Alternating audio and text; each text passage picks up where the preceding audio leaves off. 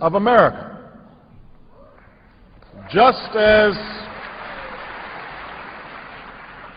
as Muslims do not fit a crude stereotype, America is not the crude stereotype of a self-interested empire.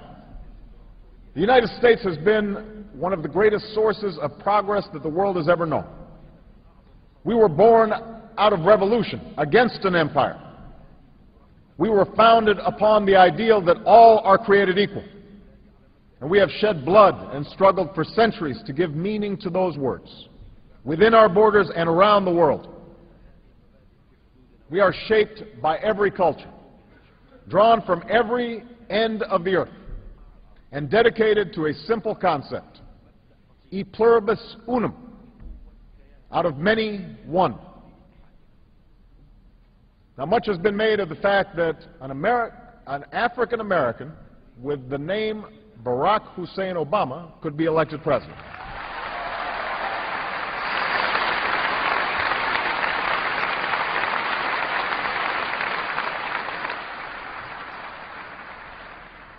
But my personal story is not so unique.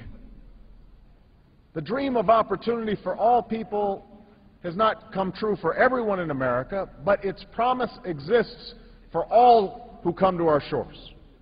And that includes nearly 7 million American Muslims in our country today, who, by the way, enjoy incomes and educational levels that are higher than the American average.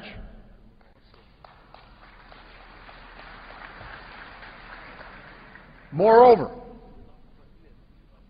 freedom in America is indivisible from the freedom to practice one's religion.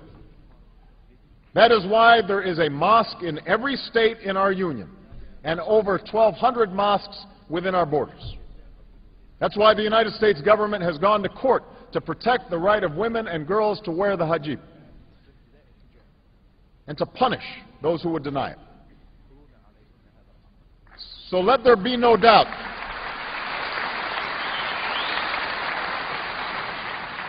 Let there be no doubt, Islam is a part of America. And I believe that America holds within her the truth that regardless of race, religion, or station in life, all of us share common aspirations: to live in peace and security, to get an education and to work with dignity, to love our families, our communities, and our God. These things we share. This is the hope of all humanity. Of course, recognizing our common humanity is only the beginning of our task. Words alone cannot meet the needs of our people. These needs will be met only if we act boldly in the years ahead. And if we understand that the challenges we face are shared, and our failure to meet them will hurt us all. For we have learned from recent experience that when a financial system weakens in one country, prosperity is hurt everywhere. When a new flu infects one human being, all are at risk. When one nation pursues a nuclear weapon, the risk of nuclear attack rises for all nations. When violent extremists operate in one stretch of mountains, people are endangered across an ocean. When innocents in Bosnia and Darfur are slaughtered, that is a stain on our collective conscience.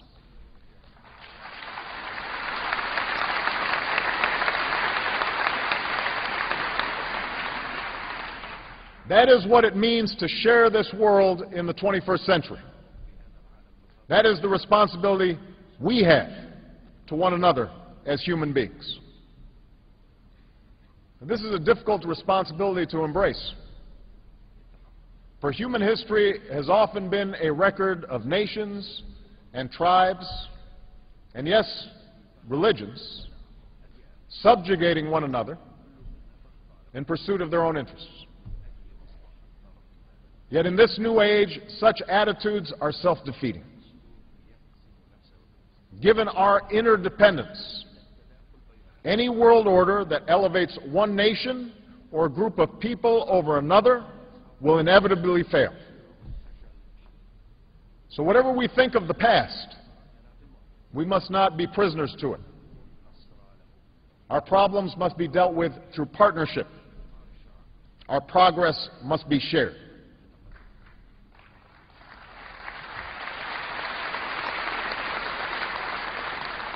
Now, that does not mean we should ignore sources of tension.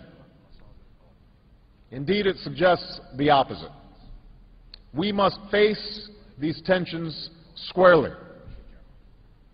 And so in that spirit, let me speak as clearly and as plainly as I can about some specific issues that I believe we must finally confront together. The first issue that we have to confront is violent extremism in all of its forms. In Ankara, I made clear that America is not and never will be at war with Islam.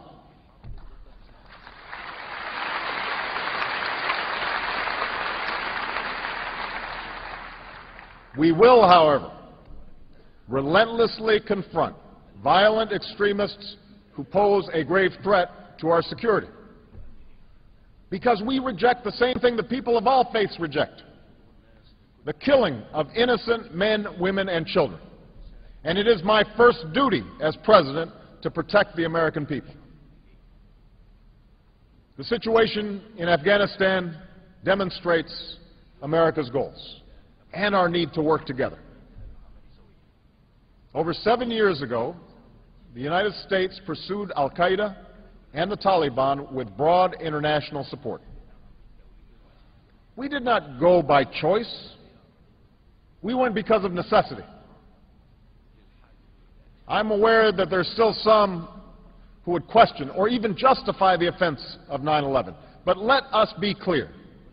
Al-Qaeda killed nearly 3,000 people on that day.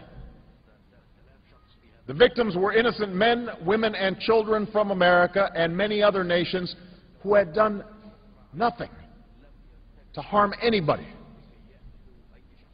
And yet Al-Qaeda chose to ruthlessly murder these people, claimed credit for the attack, and even now states their determination to kill on a massive scale.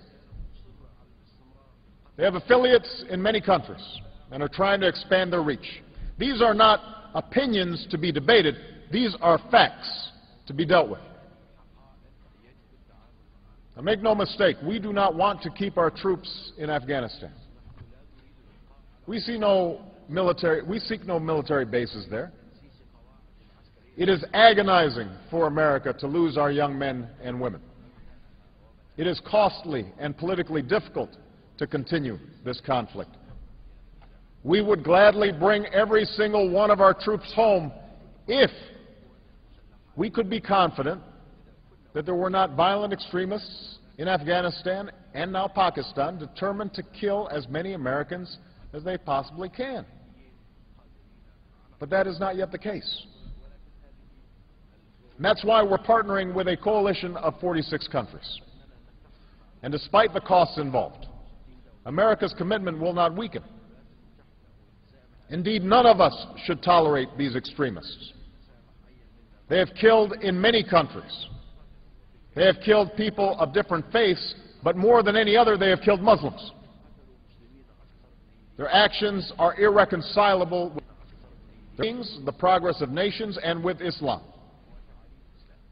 The Holy Quran teaches that whoever kills an innocent it is as if he has killed all mankind.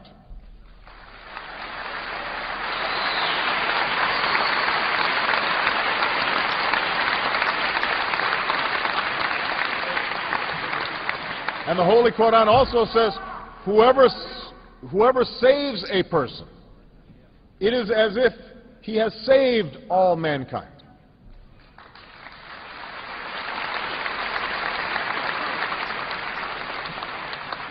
The enduring faith of over 1 billion people is so much bigger than the narrow hatred of a few.